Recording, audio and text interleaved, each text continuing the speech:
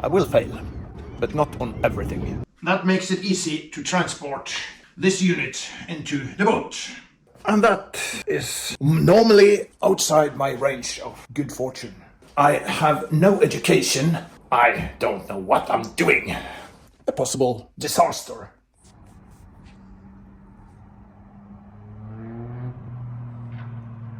Back in the harbor again, and it's a wonderful day really. I was a bit late, but I will try to do some work today. And tomorrow it's actually reported to be 14 or 15 degrees above freezing point, which is great. I could even glass at that temperature, but I will probably not do that as I'm still not ready with cutting out the plywood.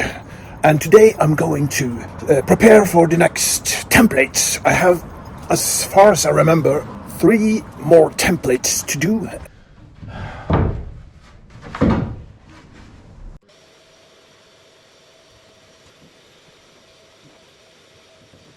Now we have this wall, which would make sort of the bed, side of the bed. So, should I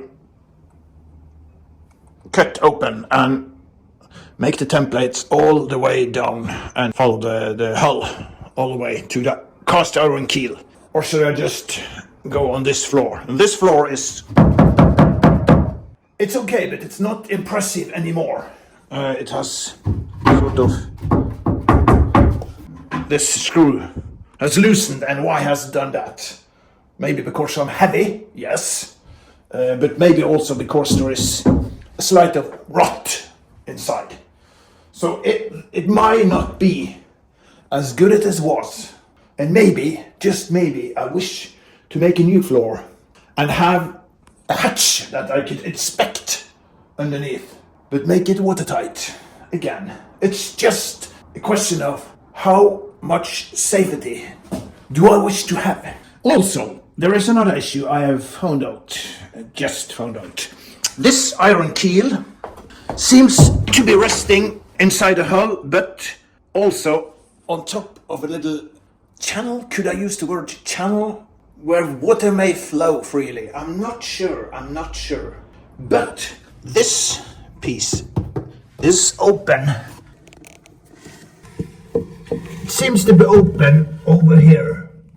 It means that water may enter the space between the hull and iron keel.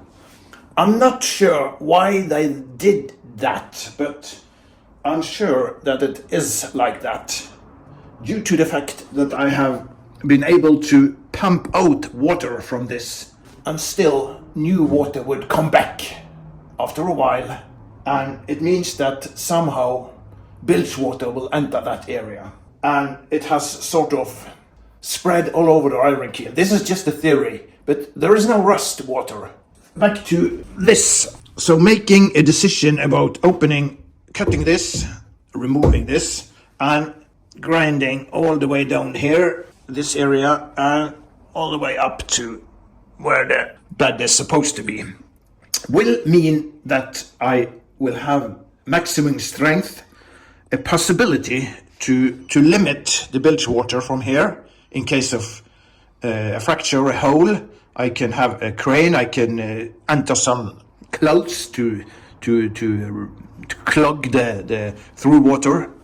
There are different possibilities. If I don't do this, just have it over here, then I can forget about it. That's not a solution anymore. So this is 2 through-going bolts, and there is a sink, a node on the outside. That's just for protecting these bolts and also to make good contact with seawater. My idea was to have a cable, a thick cable or 2 maybe, from the mast outside and connected to these 2 screws. That way, in case of lightning striking the main mast, it will be grounded to the seawater. And that may sound like a good thing, except a few aspects that had come to my mind. One aspect is that grounding things may actually attract lightning, and we don't want to do that. Secondly, Lightning is, as we know, a very, very strong thing. There are lots of electricity and it's very, very, very high voltage. So these bolts, even being 0.8, I think, may actually not be enough to absorb the lightning, and it might actually means that they may instantly glow and sort of explode in a sense, meaning they may actually make holes in the hull. There are not only good things about this idea, so my plan is to go back on this and to remove the grounding of the mast. It will mean that if lightning strikes, I have no idea where the lightning will escape. That's the bad thing. But the good thing is that I will lower the risk of lightning actually striking the mast.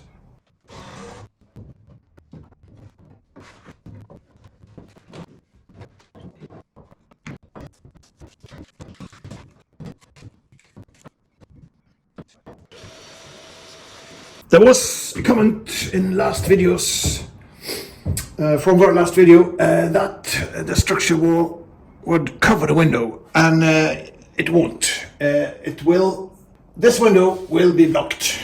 It is in the wrong position, and it must be blocked. And the same with that one, and possibly that one, and that one.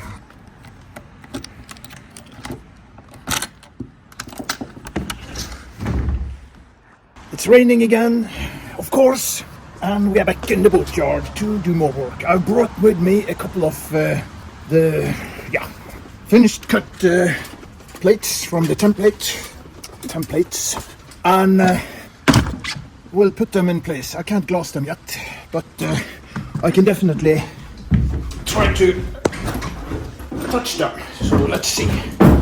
Ooh, there you are. Whew. Yeah. So the initial thought now is to make the laser mark where we are supposed to place those first forward bulkheads, and then I will glue on to the hull these small pieces of wood, and I need to cut some more of them, and those will make the bulkhead temporarily stay in place. Obviously, making this first bulkhead was not my proudest moment. I made it of cardboard. The template is cardboard, and as we can see, it's not a very snug fit, not everywhere anyway. So this is not very good, and it's not straight either, as I didn't use a laser. But it is what it is, and it will make, I guess, sufficient room for the bow thruster engine, and I guess that's basically what we need to be done. And the next one, this one, probably not a snug fit either, but it was the next level. I made the template with pointing devices.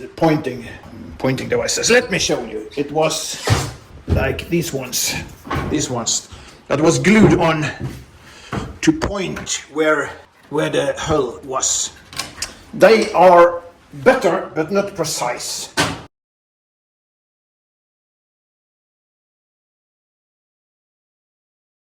So again, not my proudest moment, but okay.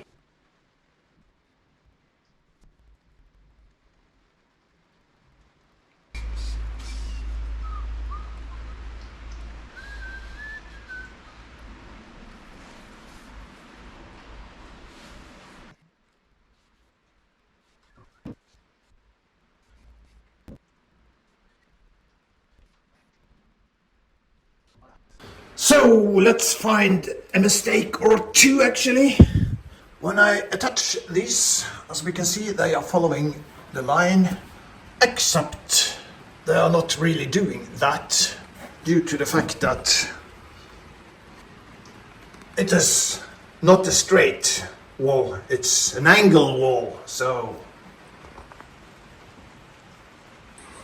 So what do I do with that? What do I do with that? Rain, rain, rain. That is the name of the game.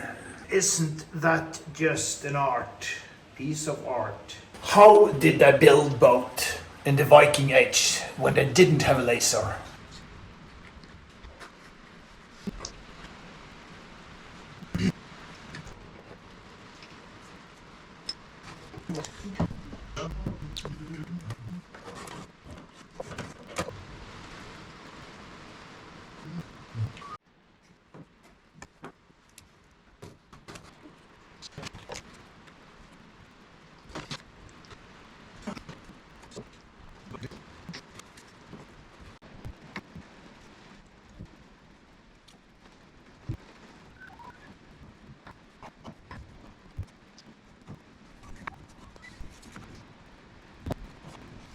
This is what I have material for. I need more material now, and it's also quite late, so I will end it for tonight. Back in the harbor again. The weather is okay, it's a little bit cold, but it doesn't matter because we are going to continue with the templates. There are 3 templates left, and we are already well started with the first of those 3. I wish to make a statement. I am an amateur. I have no education on what I'm doing in this boat. And I will do my very best, but I will also lower my expectations to a level that I actually can fulfill. It will be what it will be. Don't take this as anything else than entertainment, because I don't know what I'm doing. I brought some more pieces of plywood, and I will complete the template now.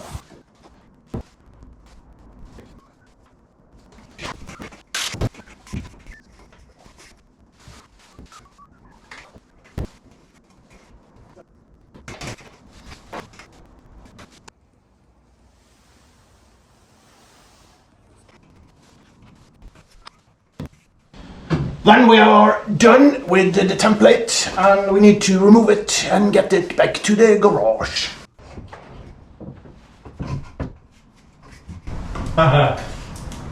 Yeah. Wow, how is that going to be?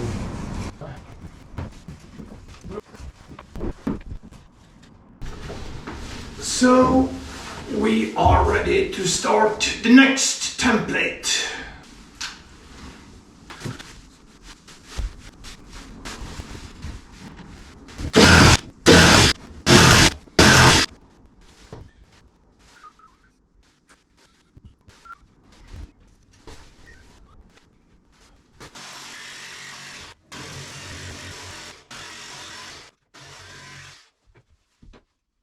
We're back in the boat again, and it's this template that's to be completed today.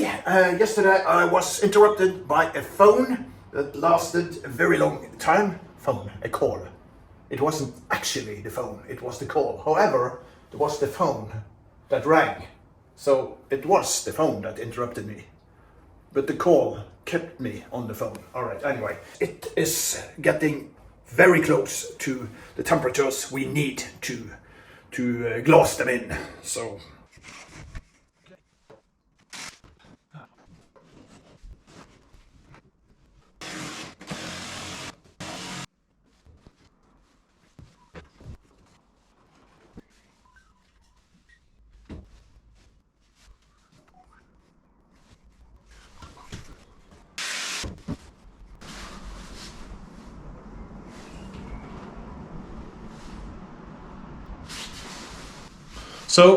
somehow I've glitched what is correct here from what's correct up there. It's about 8 centimeters difference. Right, I think we do not spend very much time thinking about this. I just cut and glue on the parameter of the widest cut, meaning I can cut off something if it's too big, rather than I have to splice something if it's too small. All right, so let's try.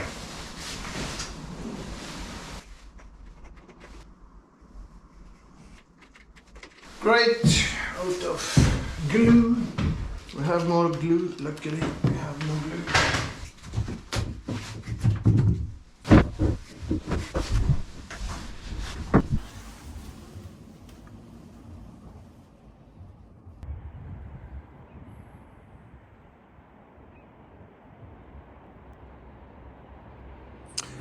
It's time to clear space to do the cutting of the plywood, and I need space, and this garage is a mess.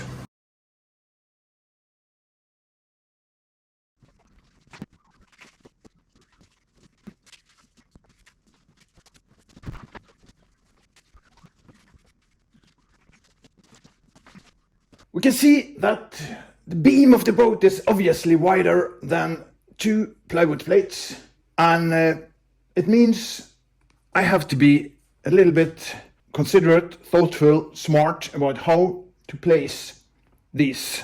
What is the smartest cut? A progress nearby, a possible progress, or a possible disaster. So, and here is my wife coming home from the karate lesson.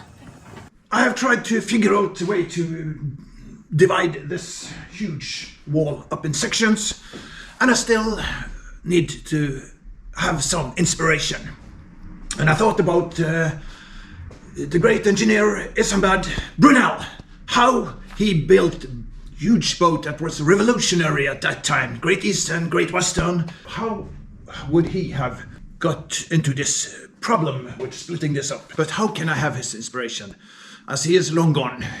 The fashion at the 1840s London was the chimney hats, and Brunel used to wear that on all the existing photos of him, I guess. So let's see if that can bring me some inspiration.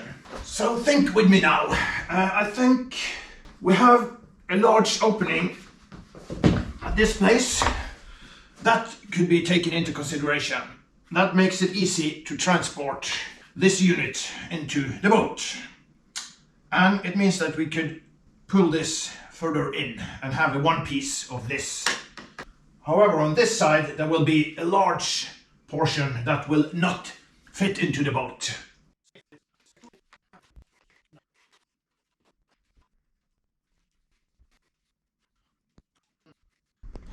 I could start from this side with a huge piece, the large piece, and figure out how to split that, and later then see if we should make a small portion and one piece of this. Thank you, Mr. Brunel, for the inspiration. I love these. Imagine walking around in these today. That's great.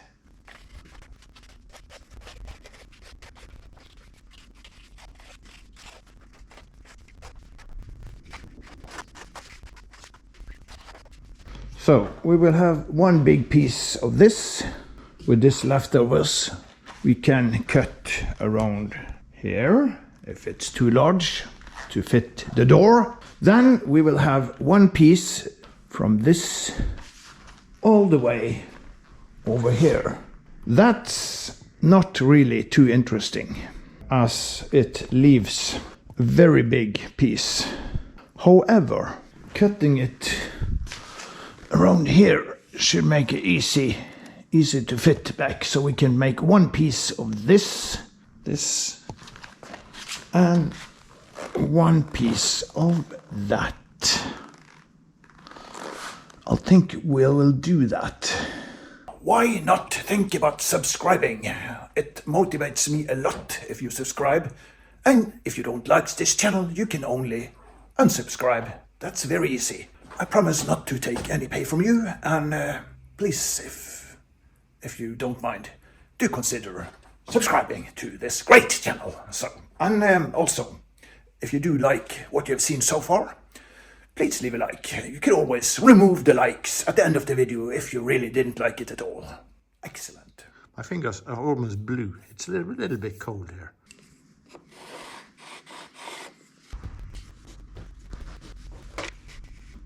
I can't have that much luck, because it seems that these two templates might actually be space for on the same plywood place.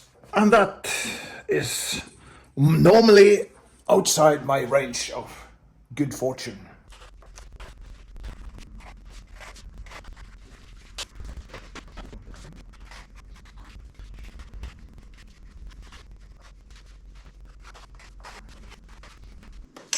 I may have to cut this twice, but I don't care. I will cut it in one large piece, and then I will cut off what is necessary to get it in to the boat.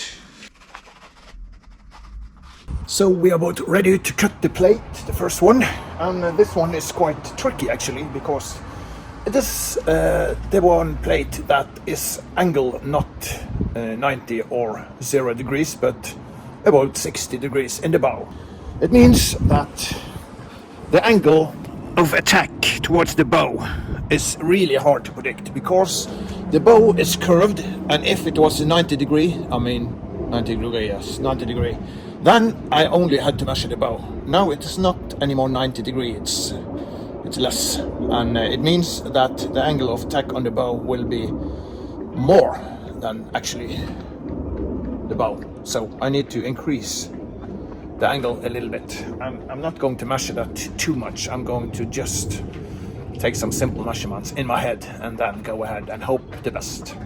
I will fail, but not on everything. So let's see.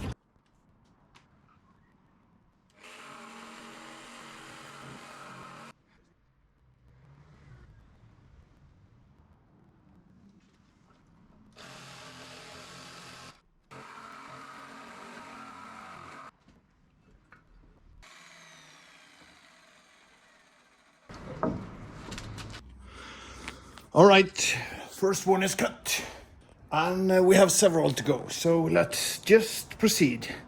Or wait, just a comment. So I have made a little angle. It's only based on what logic was going on in my mind at that time, so it might be totally wrong, totally fucked up.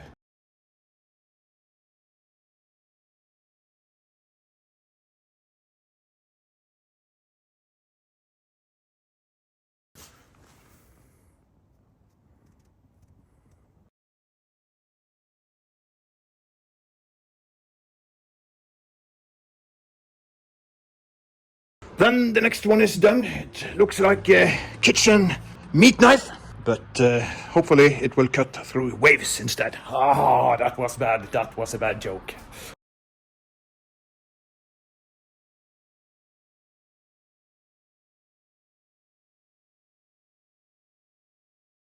Next one is done.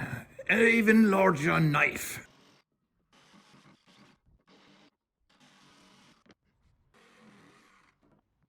Then I'm done with cutting the first 3 or 4 plywood plates. And now I have this one, those two, and this for the cabin roof left. So now I need to see which is fitting what. Which plate, which leftover is fitting what. So I can use the best of the leftovers, as not to start cut a new plate, because this is very expensive. So I guess we will try this setup.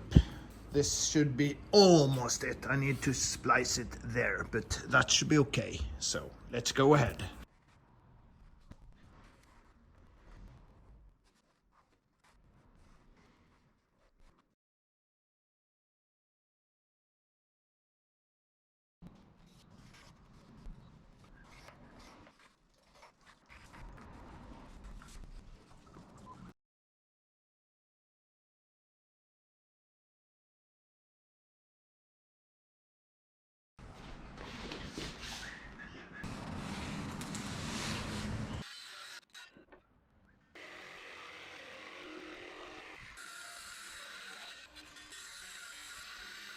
For the last bulkhead that I have made a template of, I'm considering using actually 4 parts to make that I have to glue the parts together, but it will all be hidden. It's not a wall that I can see. It will underneath the wall. So underneath the floor, of course.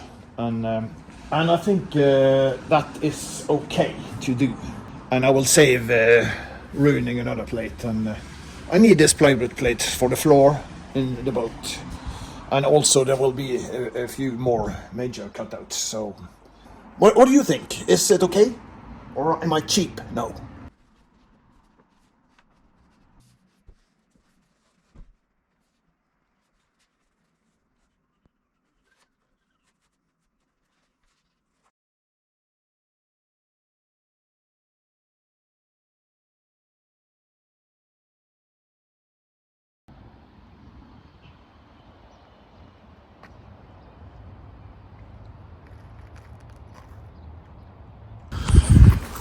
Well, thanks for watching, because this is what we had time for this time. It is now spring, and all the boats here are being put to sea, and all these floating devices, pontoons, will be filled up with boats very soon. And the fisher, which is over there, will have to be moved as well, because that there is a need to make some kind of changes to get to that pontoon. But it is not necessary. I have got an exception to put the boat at sea, so I don't have to do that, and the boat will stay on dry land in the yard, which I'm very happy that they allowed me to do that, so I can complete the boat at least with the polyester and the stuff that is supposed to cure and needs some temperature. So anyway, thanks for watching, and if you have enjoyed this video, I said earlier in the video, please leave a like, and now you can do a total evaluation, which is not totally correct, because after this there is an extra bonus track, I think it's called. It's just a trip that my neighbor and I had to some hi-fi stuff, but there is some nice scenery from Norway for those interested, and some very nice stereo equipment, not presented in detail, but a few seconds for those who wish to do that. Until next time, have a nice life. Alright, so once in a while boys have to go on a trip. This occasion is about stereo, high-end equipment. We are going to the southern part of Norway to explore a similar setup as I have my own. It is situated in Tengesdal. It's a little bit north of the little coastal town of Egersund. And this is a farmer that has a large farmhouse where the stereo is set up. So we have high expectations for the sound. And after that we will be going to Suldal, which is a little inner mountain valley, a little bit in the middle of southern Norway. So hopefully we will have a nice and interesting trip. Also on that occasion there will be an exciting setup. I will report a little bit from that. So my good friend and neighbor Truls, the lawyer, as we see here, what do you have to say? I look forward to this. Both the music and splendid red wine. Splendid red wine and beer, of course. Do you think the sound will be impressive? I think so, but I think the first equipment is based on rock and roll music, heavy metal.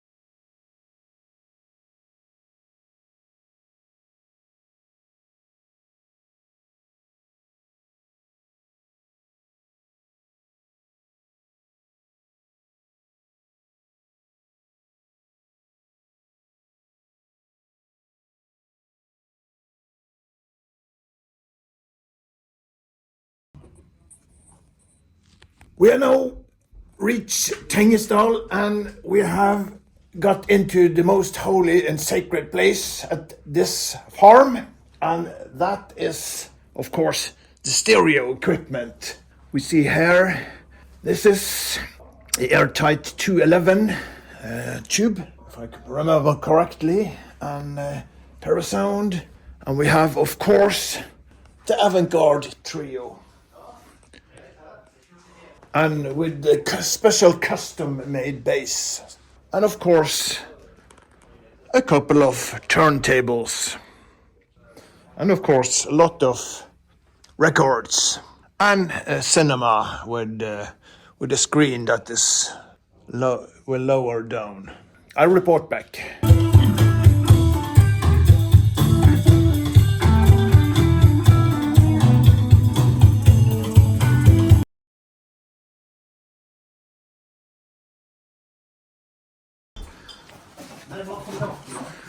We're at the other winter summer house and the next stereo setup. And it's very moderate. It's just as it should be on a cabin up in the mountains. In the Norwegian mountains, of course. So this is a condo amplifier. And here we have the avant-garde Primo. Yeah. And of course, just a few turntables to play a few records, of course. Very moderate, only 4 arms.